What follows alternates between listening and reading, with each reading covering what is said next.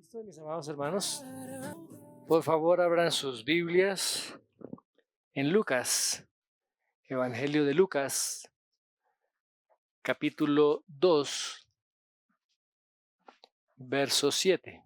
Dice así la palabra del Señor. Y dio a luz a su hijo primogénito, le envolvió en pañales y le acostó en un pesebre, porque no había lugar para ellos en el mesón. Esta descripción tan simple, tan sencilla, tan directa, está describiendo, mis amados hermanos, el nacimiento más importante en toda la historia de la humanidad. Este ha sido el nacimiento más significativo, el nacimiento que ha tenido las mayores repercusiones en la historia del mundo.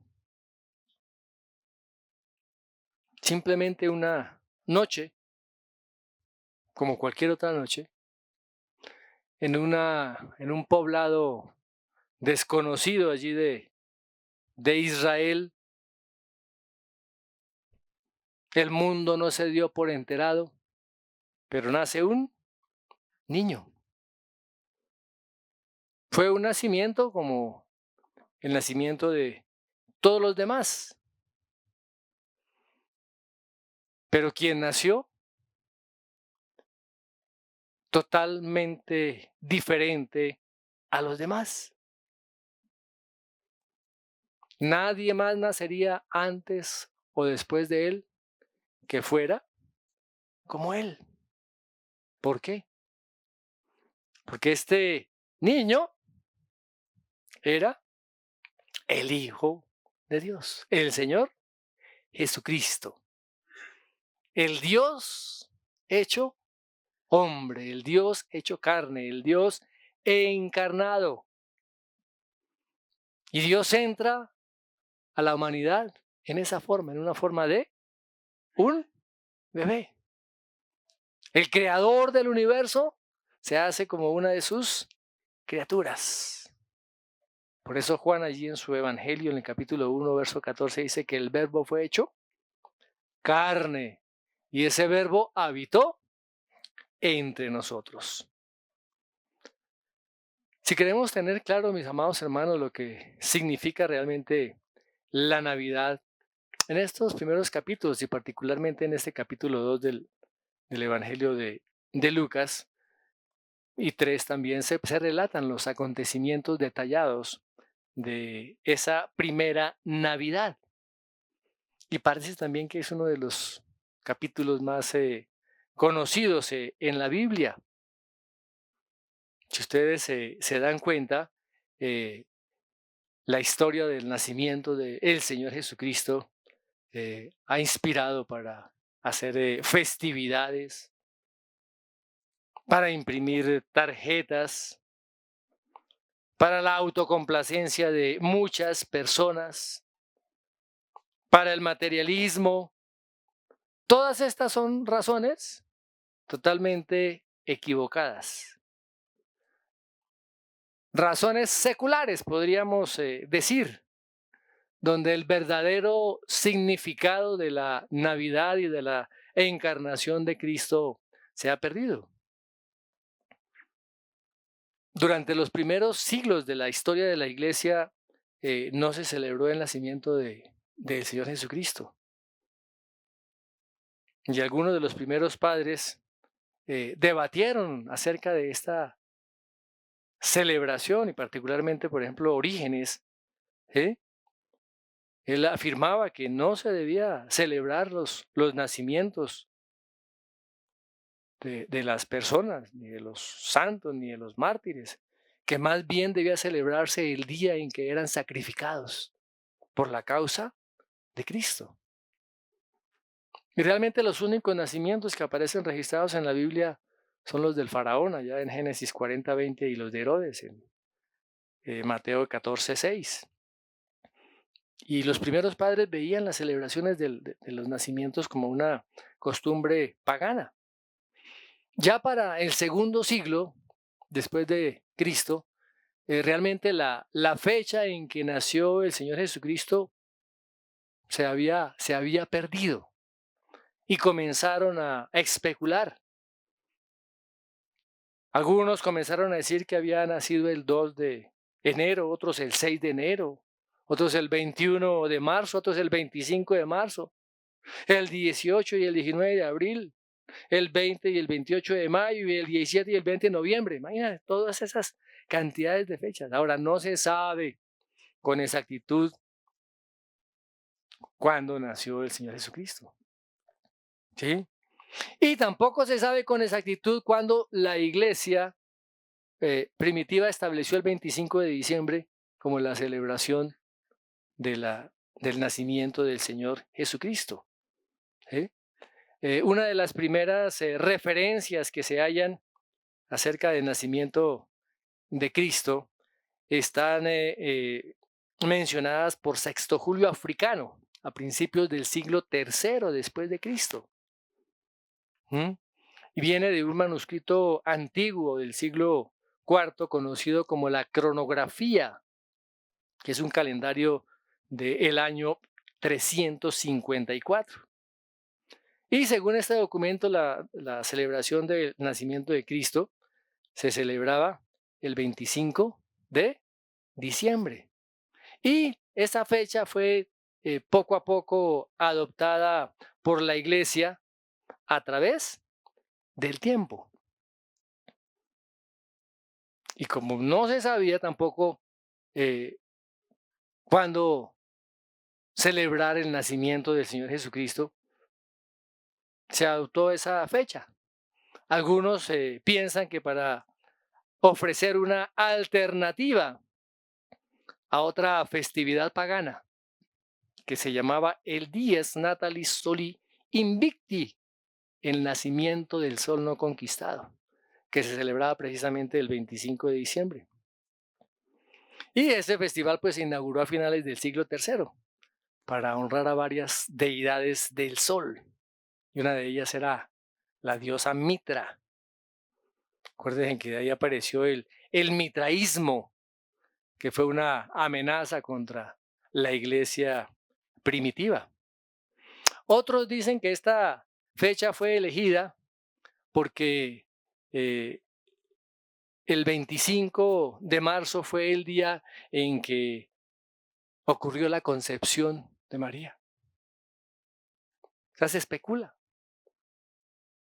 Si ni siquiera se sabe el nacimiento, mucho menos se sabe la fecha de la concepción. ¿Sí? Ahora, dice que con el paso de los tiempos y todas estas costumbres se comenzaron a infiltrar en la iglesia. Todo esto, mis hermanos. El dar regalos. Eso era parte de las festividades paganas de invierno. El dar regalos. ¿Mm? Y eso se fue amalgamando, se fue uniendo con la Navidad, ya para finales del siglo XVIII. Surgió también otra situación. Comenzaron a aparecer los pesebres, que para nosotros a veces son muy, muy comunes. ¿Sí? Por allá en el siglo XIII. Algunos dicen que fue con San Francisco de Asís. Comenzó también una costumbre de cantar villancicos. Y ya en estos tiempos unos villancicos que no tienen ningún sentido. Se repiten unas palabras como si fueran unos mantras que no se sabe ni siquiera qué son. ¿Eh? ¿Qué más? ¿Qué más se originó?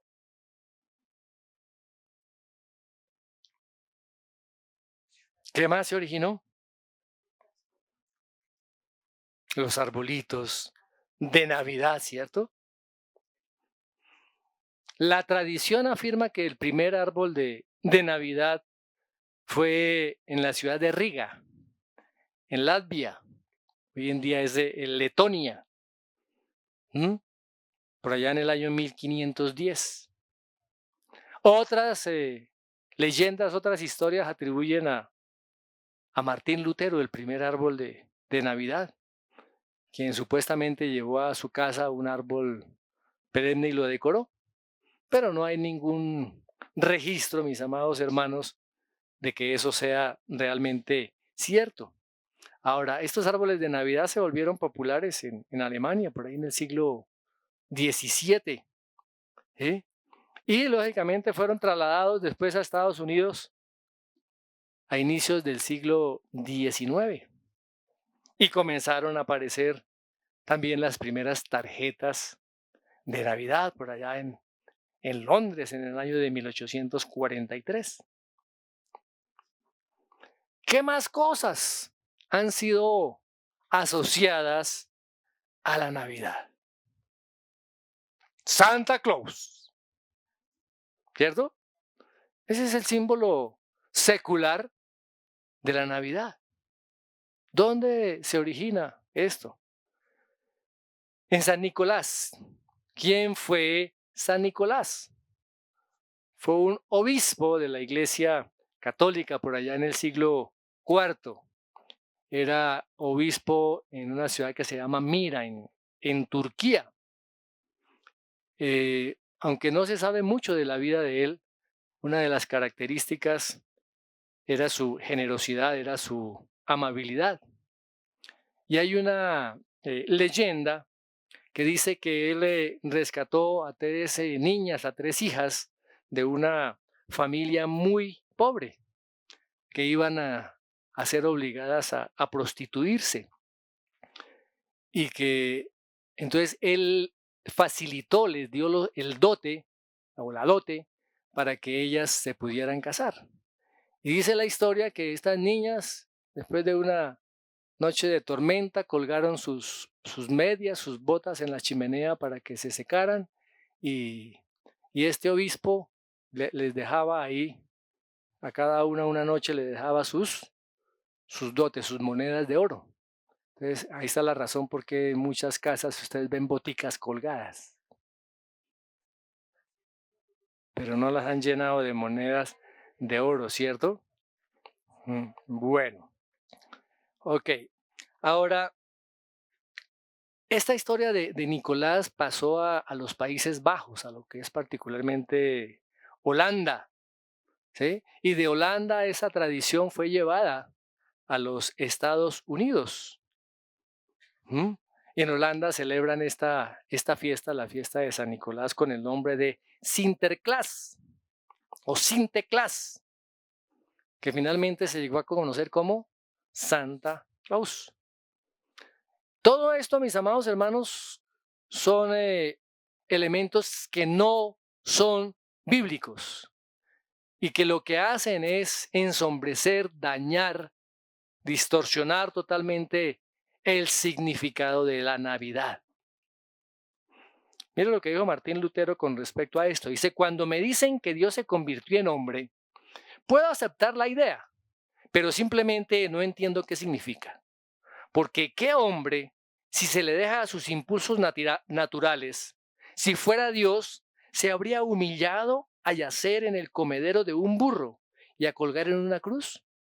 Dios echó en Cristo las iniquidades de todos nosotros. Esto es lo que logró la inefable e infinita misericordia de Dios, que la escasa capacidad del corazón del hombre no puede entender y menos pronunciar. Esa profundidad incomprensible y ese ardiente celo del amor de Dios por nosotros.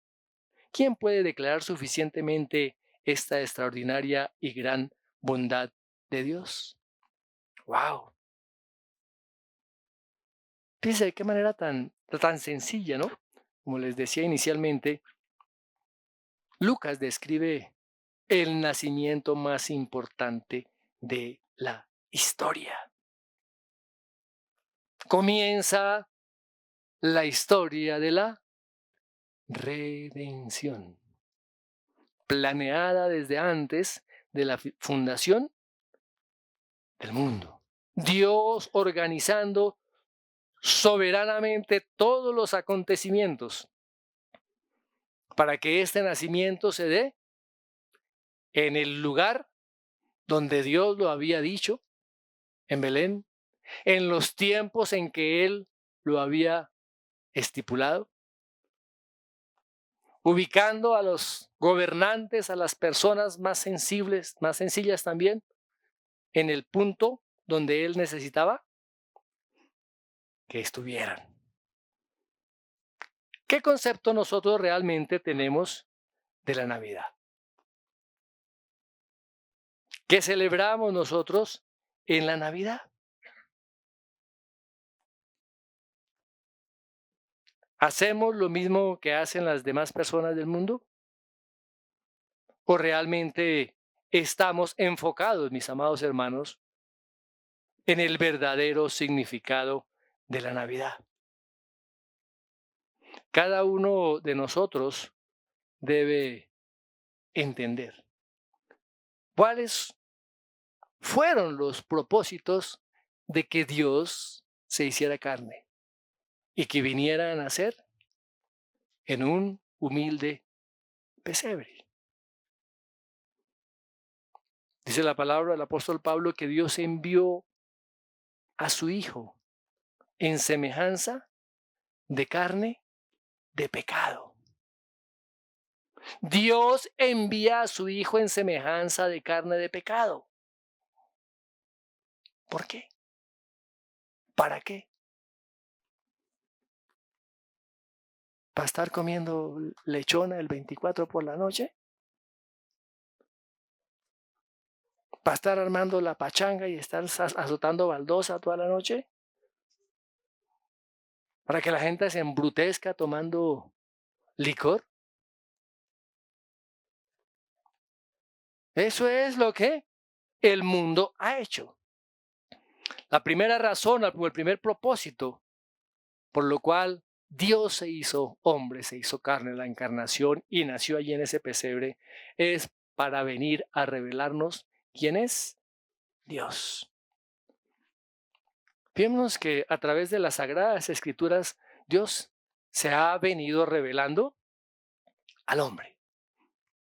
Él dice, mire, la naturaleza está manifestando quién soy yo, mi grandeza, mi poder, mi magnificencia. Atributos de Dios que son manifestados a través de lo que Él ha hecho, ha creado. Pero la esencia de Dios es revelada a través de el Señor Jesucristo. Veamos lo que dice ya Juan 1:18. A Dios nadie le vio jamás. El unigénito Hijo que está en el seno del Padre, Él le ha dado a conocer. Wow. Cristo vino para mostrarnos, para revelarnos quién es Dios, quién es el Padre. Otro texto, Juan 14, desde el 7 en adelante. Si me conocieseis, también a mi Padre conoceríais, y desde ahora le conocéis y le habéis visto. Felipe le dijo, Señor, muéstranos al Padre y nos basta. Jesús le dijo, ¿tanto tiempo hace que estoy con vosotros y no me has conocido, Felipe? El que me ha visto a mí ha visto al Padre. ¿Cómo pues dices, muéstranos al Padre? ¿No crees que yo soy en el Padre y el Padre en mí? Las palabras que yo os hablo no las hablo por mi propia cuenta, sino que el Padre que mora en mí, Él hace las obras. Creedme que yo soy en el Padre y el Padre en mí. De otra manera, creedme por las mismas obras. ¿Cómo conocemos realmente al Padre? Cuando nosotros conocemos al Hijo. Y esta es la vida eterna, que te conozcan a ti, el único Dios verdadero, y a Jesucristo, a quien has enviado, dice Juan 17:3. ¿Y cómo nosotros podemos conocer al Hijo? ¿Cómo podemos nosotros conocer al Hijo? Por medio de las Sagradas Escrituras. Y esas Sagradas Escrituras son reveladas por el Espíritu, dando testimonio a nuestro espíritu. Nuestro entendimiento es iluminado por el Evangelio de Cristo. Y cuando comenzamos a estudiar la palabra, comenzamos a conocer y a entender quién es Dios. Y ese estudio y esa guía de la palabra debe ser por medio de el Espíritu Santo. Dios en persona, el Señor Jesucristo. Muy bien. ¿Qué otro propósito? Para mostrarnos a cada uno de nosotros un ejemplo de vida. Miremos lo que dice allá en primera carta del apóstol Pedro, capítulo 2, verso 21.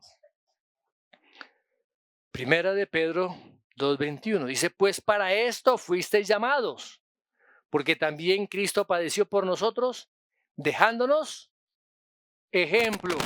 ¿Para qué? Para que sigáis sus pisadas. Mis hermanos, la vida que el Señor Jesucristo vivió aquí en la tierra es un modelo, es un patrón para nuestras vidas hoy y siempre. Nosotros no podemos estar movidos por la cultura. ¿Qué es lo que hace todo el mundo? Entonces, si todo el mundo lo hace, está bien. No podemos estar movidos por lo que se está moviendo en la oscuridad del mundo. Hoy es frecuente escuchar un dicho con respecto a los políticos. Pues está bien que roben, pero que roben poquito. El robar poquito o el robar harto. Es robar y eso es pecado. Miremos otro texto ahí en Primera de Juan 2:6.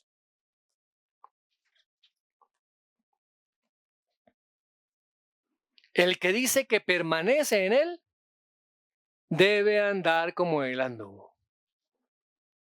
Mis amados, mucha gente se excusa. Es que seguimos siendo humanos y seguimos teniendo debilidades. Y entonces comenzamos a darle largas al pecado. El mismo Espíritu Santo que empoderó a Cristo es el mismo Espíritu Santo que está en cada creyente para empoderarlo, para rechazar el pecado. El Señor Jesucristo fue tentado. Dice la palabra que fue tentado en todo como nosotros, pero que no cedió al pecado. Tenemos el poder para vivir el ejemplo que nos dejó Cristo de su vida. Y eso se llama Espíritu Santo. ¿Para qué más, mis amados? ¿Cuál fue otro de los propósitos? Pues para que se pudiera dar un sacrificio que fuera efectivo por el pecado. Si Jesucristo no se hubiera encarnado, no tuviéramos Salvador. ¿Cuál es la paga del pecado? La paga del pecado es la muerte. La paga del pecado es la muerte. Mi hermano, medite en eso. A veces no alcanzamos a vislumbrar el alcance de estas palabras. La paga del pecado es la muerte. Y no la muerte física, aunque también es consecuencia del pecado. Es la muerte espiritual. El lago de fuego, el infierno. Ahora Dios no muere, Dios no puede morir. Pero el Salvador tenía que morir. Por eso se tuvo que hacer un hombre. Pero no un hombre común. Porque un hombre común no pagaría por el pecado de una manera absoluta. Pagaría por su propio pecado, con su propia muerte. Así que ese sacrificio, ese sustituto, ese hombre tenía que ser Dios. Tenía que ser Dios. O sea, necesitamos un Salvador que sea Dios hombre. Veamos lo que dice allá Hebreos. Hebreos 10:1. Dice, porque la ley teniendo la sombra de los bienes venideros, no la imagen misma de las cosas, nunca puede por los mismos sacrificios que se ofrecen continuamente cada año hacer perfectos a los que se acercan. De otra manera cesarían de ofrecerse, pues los que tributan este culto limpios una vez no tendrían ya más conciencia de pecado. Pero en estos sacrificios cada año se hace memoria de los pecados, porque la sangre de los toros y de los machos cabríos no puede quitar los pecados, por lo cual entrando en el mundo dice, sacrificio y ofrenda no quisiste, mas me preparaste cuerpo. Holocaustos y expiaciones por el pecado no te agradaron. Entonces dije, he aquí que vengo, Dios, para hacer tu voluntad. Como en el rollo del libro está escrito de mí, diciendo primero sacrificio y ofrenda y holocausto y expiaciones por el pecado no quisiste ni te agradaron, las cuales cosas se ofrecen según la ley. Y diciendo luego, he aquí que vengo, Dios, para hacer tu voluntad. Quítalo primero, para establecer esto último. En esa voluntad somos santificados mediante la ofrenda del cuerpo de Jesucristo, hecha una vez y para siempre. A través de lo que el Señor Jesucristo hizo, nuestro pecado ha sido pagado de una manera efectiva. ¿Para qué más vino? Otro de los propósitos por lo cual vino el Señor Jesucristo, para cumplir un pacto que Dios había hecho, o que hizo, con David. Con David. Miremos lo que dice Lucas 1. Aquí el ángel Gabriel está dándole la buena noticia a María. Dice, y ahora concebirás en tu vientre y darás a luz un hijo y llamarás su nombre Jesús. Dice, este será grande y será llamado Hijo del Altísimo, y el Señor le dará el trono de David su padre, y reinará sobre la casa de Jacob para siempre, y su reino no tendrá fin.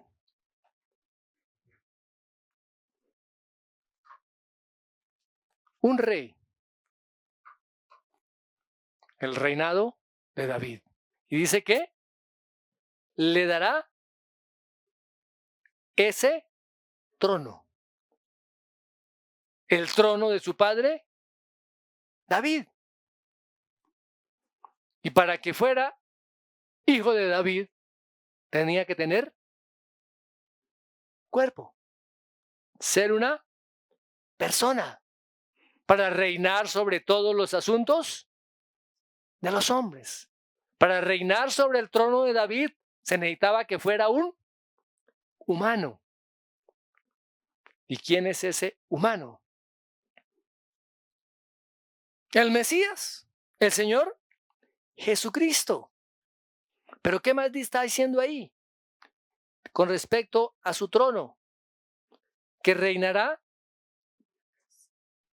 sobre la casa de Jacob siempre. ¿Y quién puede reinar para siempre? Solamente Dios. ¿Quién cumplía esa promesa mesiánica? El Dios hombre, el Señor Jesucristo. Y finalmente, mis amados hermanos, el Señor Jesucristo también vino para destruir las obras del diablo. Miremos en primera carta de Juan 3:8. El que practica el pecado es del diablo. ¿El que qué? ¿Qué es practicar el pecado? ¿Qué es practicar el pecado? Hermanos, saber que lo que se está haciendo es pecado y seguirlo haciendo.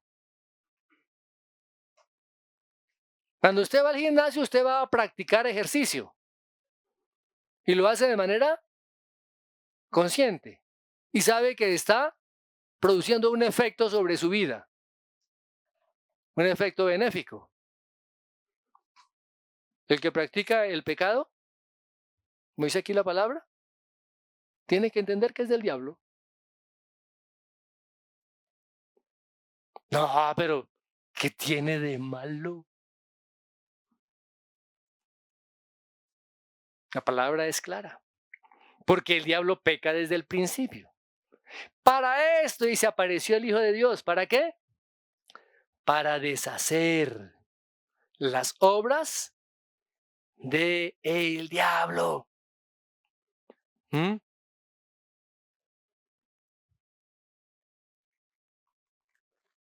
Para eso apareció Cristo. No que por su muerte se, se, se destruyeran las obras del diablo. Desde que nació, se comenzaron a destruir las obras del diablo. Desde su venida, tuvo que volverse hombre para derrotar a Satanás. ¿Cuál era el dominio de Satanás? La tierra, el mundo.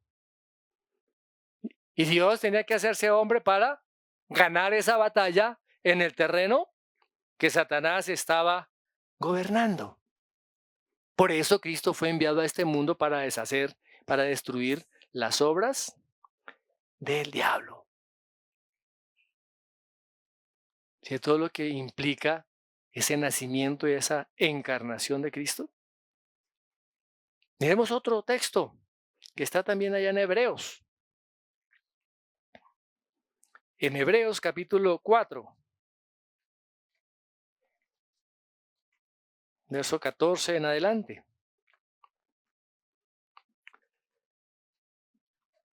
Por tanto, teniendo un gran sumo sacerdote que traspasó los cielos, Jesús, el Hijo de Dios, retengamos nuestra profesión.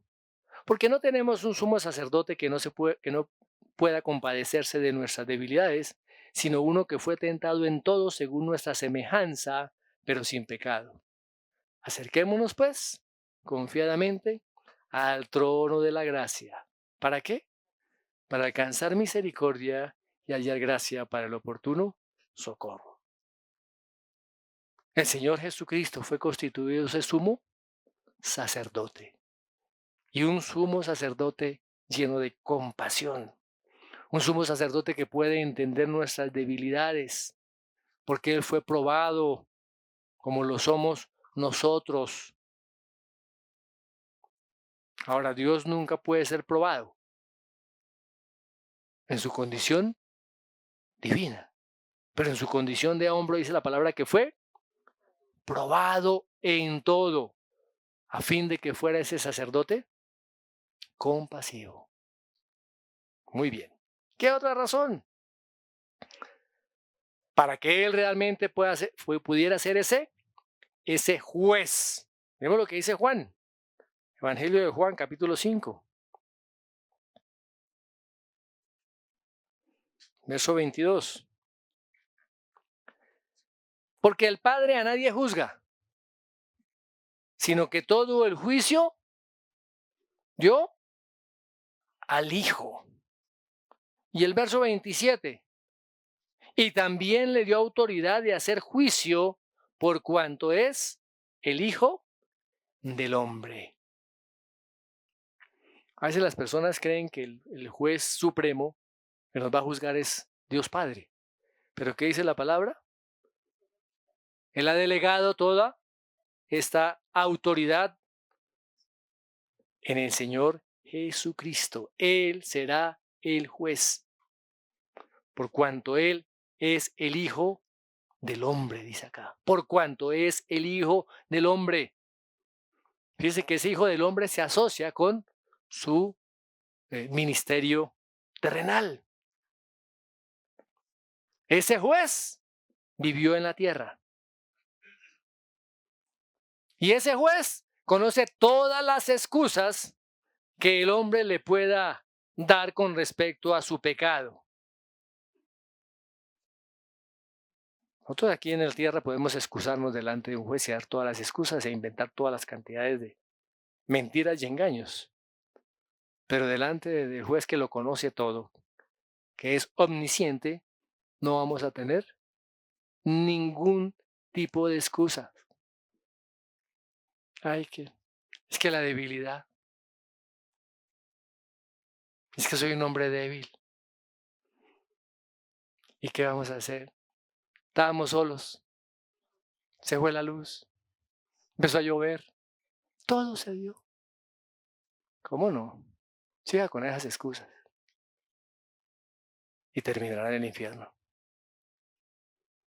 Por eso Dios está pidiendo de cada uno de nosotros arrepentimiento. Y eso implica cambios de actitud. El Señor le dijo allá a la mujer adúltera, vete y no peques más. Mis amados hermanos, vamos a estar frente a ese juez. Esa encarnación también tiene que ver, mis amados hermanos, con todo lo que es el conocimiento de Dios, tiene que ver con todo lo que es la salvación.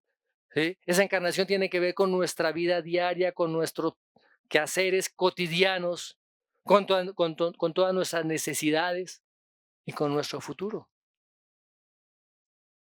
Ojo, no podemos descuidar este hecho central en la historia de Dios hacia nosotros. Eso es lo que realmente debemos estar celebrando nosotros en la Navidad. Amén. Padre, te damos gracias por tu palabra, Señor. Gracias porque cuando vamos a ella nos va a mostrar, a revelar y a enseñar la verdad, porque tú eres un Dios de verdad. Gracias porque entendemos, Señor, los verdaderos propósitos por los cuales tú te hiciste hombre, viniste a la tierra. Gracias, gracias, oh Dios. Te rogamos que esa luz del Evangelio, ese primer hecho del Evangelio, que es tu encarnación, alumbre, Señor, nuestro entendimiento, para que cada día, Señor, podamos mostrar y evidenciar que nuestras vidas han sido transformadas por el poder de tu Espíritu, mediante la obra del Señor Jesucristo en la cruz del Calvario.